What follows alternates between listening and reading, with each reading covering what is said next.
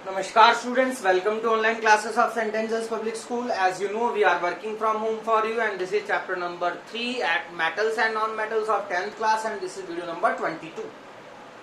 Last video में हमने जो एलिमेंट्स रिएक्टिविटी सीरीज में सबसे ऊपर होते हैं उनके रिडक्शन के बारे में स्टडी किया था और वहां मैंने आपको Al2O3 का रिडक्शन के बारे में समझाया था और ये डायग्राम मैंने आपको बनाया था।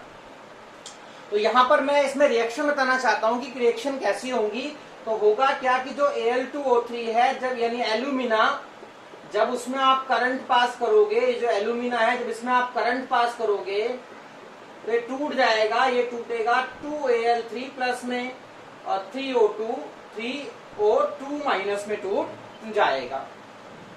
और कैथोड और एनोड की रिएक्शन होगी और कैथोड और एनोड पे कौन सी रिएक्शन होगी तो देखिए आप याद रखिए, हमारे पास होता है रेड कैट और एन ऑक्स, मींस रिडक्शन हमेशा कैथोड पे होगा, ऑक्सीडेशन हमेशा एनोड पर होगा।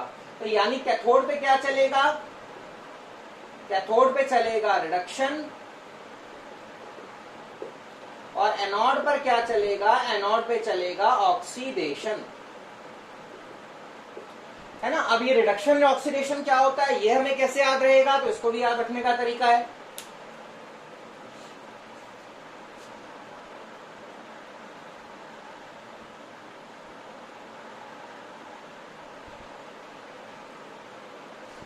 तो आपको पता होना चाहिए, एक होता है हमारे पास रिग ऑयल नाम का फार्मूला जिसके हिसाब से reduction is gain of electron और oxidation is loss of electron. यानी कि जब जहां रिडक्शन होगा वहां इलेक्ट्रॉन का गेन होगा और ऑक्सीडेशन में इलेक्ट्रॉन का लॉस होगा। तो गेन कौन करता है, जिसपे कम होते हैं और कम किसके पास है, Al के पास कम है। तो जो Al है वो 3 इलेक्ट्रॉन गेन करके Al में कन्वर्ट हो जाएगा कैथोड पे और यहाँ पे देखिए कैथोड है, दिस इज कैथोड और यहाँ पे Al क्या हो गया है, जमा हो गया है। और ऑक्सीडेशन यानी लॉस ऑफ इलेक्ट्रॉन, लॉस कौन करता है, जिसपे एक्स्ट्रा होते हैं। तो O पे 2 इलेक्ट्रॉन माइनस है ना, तो 2 इलेक्ट्रॉन एक्स्ट्रा है तो ये 2 इलेक्ट्रॉन निकाल के O में कन्वर्ट हो जाएगी।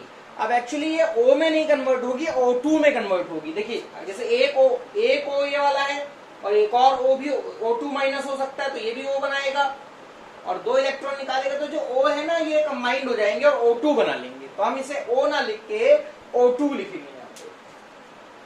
देखिए यहाँ पे हम O मतलब होगा क्या, मैं फिर बता देता हूँ आपको कि एनोड पर क्या होगा, ऑक्सीडेशन होगा यानी लॉस ऑफ इलेक्ट्रॉन। लॉस कौन करेगा, जिसपे ज्यादा है O2 माइनस पे। तो जो O2 माइनस है ये अपने 2 इलेक्ट्रॉन जो फालतू थे वो दे देगा, निकाल देगा और O में कन्वर्ट हो जाएगा। और एक्चुअली O में कन्वर्ट नहीं होगा, मैंने आपको भी बताया था कि O2 दूसरा भी O2 माइनस होगा, ये क्या करेगा एक और O बनाएगा। तो ऐसे करके जो O और O बनेंगे ये आपस में कंबाइंड होके O2 में कन्वर्ट हो जाएंगे। इसलिए हम O नहीं लिखेंगे, तो हम क्या लिखेंगे, O2 क्या बनाएगा, 2 इलेक्ट्रॉन लॉस करके O2 2 माइनस बनाएगा O2 और 2 इलेक्ट्रॉन निकल जाएंगे। इसे हमें बैलेंस करना पड़ेगा तब आपको रिएक्शन ही कंप्लीट हो जाएगी। यानी कहने का मतलब यह है कि रिडक्शन की प्रोसेस के दौरान कैथोड पर क्या होगा, रिडक्शन होगा, एनोड पर क्या होगा, ऑक्सीडेशन होगा। रिडक्शन क्या होता है, गेन ऑफ इलेक्ट्रॉन, ऑक्सीडेशन क्या होता है, लॉस ऑफ इलेक्ट्रॉन।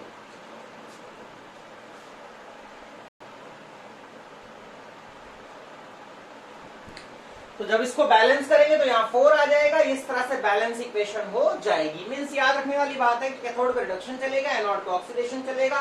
रिडक्शन मतलब गेन ऑफ इलेक्ट्रॉन, ऑक्सीडेशन मतलब loss of electron.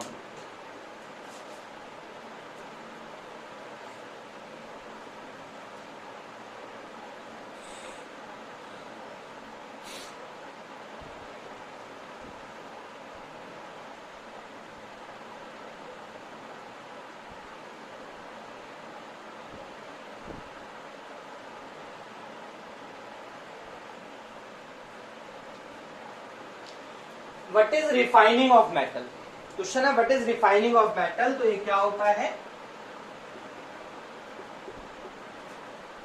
After extraction of metal from ore metal still contain some impurities.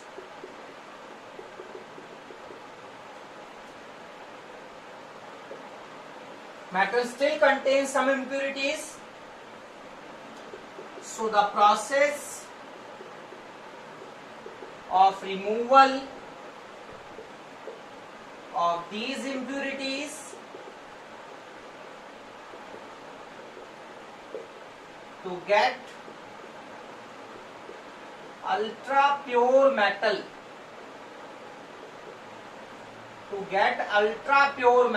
is called refining of metal. Definition आपके सामने है. After extraction of metal from ore, metal still contains some impurities, so the process of removal of these impurities to get very pure metal, to get ultra pure metal, is known as refining of metal.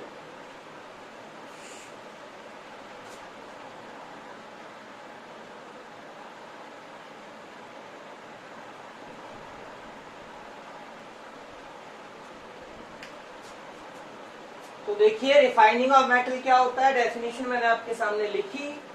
तो देखिए होगा क्या, अगर जैसे आपके पास HGS है, cinnabar है, तो पहले आप इसकी क्या करोगे, कंसंट्रेशन करोगे. कंसंट्रेशन के बाद इसकी आपको करनी पड़ेगी रोस्टिंग, क्योंकि सल्फाइड फॉर्म में. और थर्ड स्टेप में आप क्या करोगे, जब ये ऑक्साइड में चेंज हो जाएगा तो इस ऑक्साइड को सिर्फ हीट कर दोगे तो मरकरी अलग हो जाएगी, ऑक्सीजन अलग हो जाएगी. तो अभी जो मरकरी आपको मिली है, ये जो मेटल आपको मिला है, इसमें क्या हो सकती है, इम्प्यूरिटीज होती है, हो सकती है या होती है. मतलब जब आप रिडक्शन कर लेंगे और जो मेटल आपको मिल जाएगा तो उसमें क्या हो सकती है, कुछ इम्प्यूरिटीज हो सकती हैं. और उन इम्प्यूरिटीज को हटा के बिल्कुल ही प्योर मेटल ऑब्टेन करने की जो प्रोसेस है उसे क्या बोला जाएगा, रिफाइनिंग ऑफ मेटल बोला जाएगा. देखिए फिर मैं समझाता हूं एक बार आपको कि अगर आपके पास ये ZnCO3 है, तो आप इसमें से जिंक निकालना चाहते हैं, तो पहले आप इसका कंसंट्रेशन कर लोगे. कंसंट्रेशन के बाद दूसरा स्टेप, क्योंकि कार्बोनेट की फॉर्म में, तो आपको क्या करना पड़ेगा, इसका कैल्सिनेशन करना पड़ेगा. और कैल्सिनेशन के बाद तीसरे स्टेप में जब ये ऑक्साइड की फॉर्म में आ जाएगा, तो यहाँ रिड्यूसिंग एजेंट का यूज करते हुए आप मेटल को अलग कर लोगे. अब ये जो मेटल अलग हुआ है, it still contain some impurities.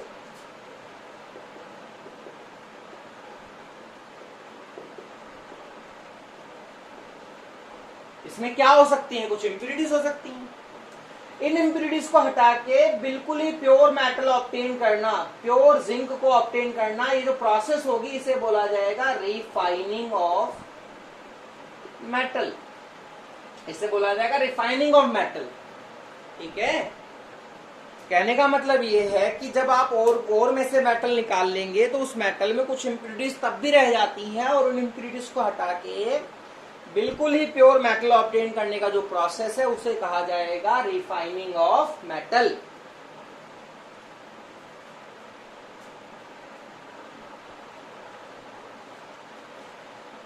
Now आपके पास है what is electrolytic refining of metal. Metal की इलेक्ट्रोलाइटिक रिफाइनिंग क्या है, तो कहता है कि when refining of metal done, then refining of metal done with the help of electric current. जब इलेक्ट्रिक करंट के हेल्प से रिफाइनिंग की जाएगी तो उसे बोला जाएगा इलेक्ट्रोलाइटिक रिफाइनिंग. जब इलेक्ट्रिक करंट के हेल्प से रिफाइनिंग की जाएगी तो उसे बोला जाएगा इलेक्ट्रोलाइटिक रिफाइनिंग. ठीक है. मोस्ट कॉमन मेथड है, बड़ा फेमस मेथड है इलेक्ट्रोलाइटिक रिफाइनिंग. मेटल्स की रिफाइनिंग करने के लिए जब रिफाइनिंग ऑफ मेटल किया जाएगा इलेक्ट्रिक करंट की हेल्प से, तब वो कहलाएगा आपका इलेक्ट्रोलाइटिक रिफाइनिंग. कैसे किया जाएगा देखिए.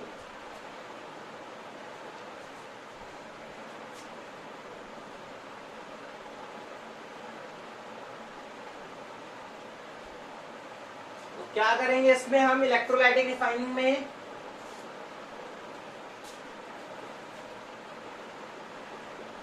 इलेक्ट्रोलाइटिक रिफाइनिंग में, ठीक है, मान लो कॉपर की करनी है, let we have to refine copper. Cu की रिफाइनिंग करनी है। तो कैसे करेंगे, एक टैंक लेंगे, इस टैंक में आप क्या करेंगे, 2 रॉड लगाएंगे, एक लगाएंगे मोटी रॉड और एक लगाएंगे पतली रॉड, और इसको जोड़ेंगे बैटरी के पॉजिटिव में, इसको जोड़ेंगे बैटरी के नेगेटिव में, है ना, और वाटर फिल कर देंगे, वाटर भर देंगे। ये जो थिक रॉड लगाएंगे, thick rod of impure metal, और जो पतली रॉड लगाओगे that is thin rod of pure metal, thin rod of pure metal.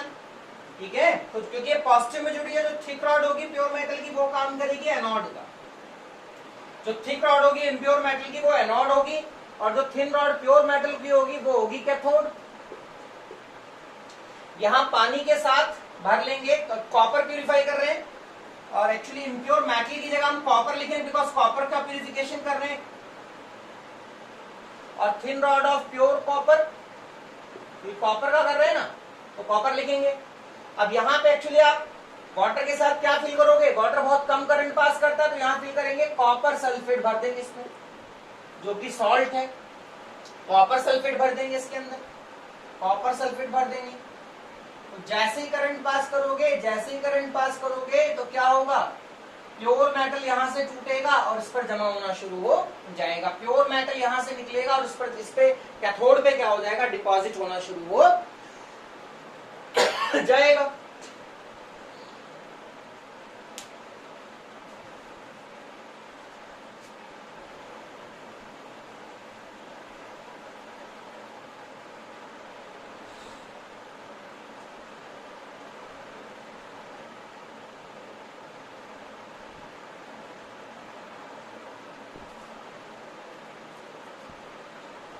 देखिए फिर आगे क्या होगा, जैसे टाइम पास होगा तो ये जो रॉड है, जो कि मोटी रॉड थी, जो कि एनोड थी, वो पतली होती चली जाएगी, और जो थिन रॉड थी वो मोटी हो जाएगी। क्यों मोटी हो जाएगी, बिकॉज प्योर मेटल यहां से इस पे जाना शुरू हो जाएगा। ठीक है ना, और जो इम्प्यूरिटीज हैं वो क्या करेंगे, वो नीचे बैठ जाएंगी, इम्प्यूरिटीज नीचे बैठ जाएंगी। इम्प्यूरिटीज को कहा जाएगा एनोड मड। जैसे करंट पास करोगे प्योर मेटल यहां से निकलकर इस पे डिपॉजिट होने लगेगा, और ये रॉड टाइम पास होने के साथ ऐसे पतली हो जाएगी, ये वाली रॉड टाइम पास होने के साथ ऐसे मोटी हो जाएगी, इम्प्यूरिटीज नीचे कलेक्ट हो जाएंगी, जिससे हम बोलेंगे एनोड मड। आई होप आपको समझ आया होगा इलेक्ट्रोलाइटिक रिफाइनिंग।